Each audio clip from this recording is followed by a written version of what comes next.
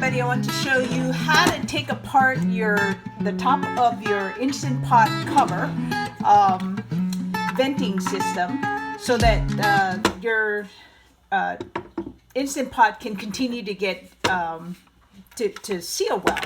Now you're going to take off this top part. There's nothing, you don't need any screws or anything. You're going to rinse this part out and use either a toothbrush or something to kind of clean these out. Now, if you haven't cleaned it for some time, then you want to get a toothpick or something to kind of stick inside of there to get that part clean.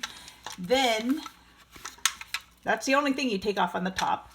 Then you flip it over and you take off this part. Now, on my 3-quart pot, this is really easy to pop off because this part is actually a little bit more out. This one takes a little bit more time. So you just take a little scrubber. I have a little nylon brush and I scrub inside of it. But again, you could use a toothbrush if you wanted to. And I do this every time I cook anything except rice. Like I cook rice every day, so then that part takes... I don't need to clean it every time, but you should clean it every couple of times. Now, this part that pops out, this red part here, my 3-quart doesn't have red, it just has another silver. You just take the little silicone piece off, and then this part drops out right in the bottom. And this 6-quart looks different. It has 2 holes on here, and it has a hole down there. On my 3-quart, it is all silver. There's no extra holes here, and yeah, that's the way that is. Then I take this this silicone piece off. You just pry it off with your fingers. Take it off like that, and you're done by at least taking everything off. And then I just scrub the inside of it.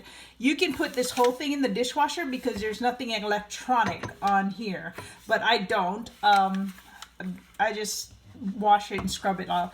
This part here, I wash it with soap and water with my fingers to try to clean with the pressure and the moisture that was inside of here, and then I put the whole thing in the dishwasher because it tends to take on the smell of whatever you're cooking. So if you're cooking stews and meats and things like that, it does tend to get this funky smell. If you're just cooking rice, it's not that big of a deal. And then when I take it out of the dishwasher, or after I finish washing it, if you don't have a dishwasher, you just dry it. If you're going to store it, if you're just going to use it again, you don't have to completely dry it. And then in order to put it back on, I just push down with 2 fingers. And once I get it inside this inner lip here, you just press it down with your finger. You run it all the way through. And that puts it back in. Then I start with the bottom and I put this part back on. This part only goes on from the top. So you drop it back in. The closed end goes on the top. This is also the same for the 3-quart. The whole part is on the bottom, and then I cover this. And you might wonder, well, why the heck are you covering it? And why is there a hole down there? And I believe that's just for the pressure, because there are the extra holes in here, but it seals it up. So what it is it's open like this, and when it's when you first start cooking, and then once the pressure builds up, it closes it this way, and that's why you have the top pop up. Cool. Okay, then the final part is you just plop this back on. And what I did is, in order to my 3-quart actually points up this way, and this is a 6-quart, and it's down to the side, which is kind of weird. So venting is on one side here for the 6-quart.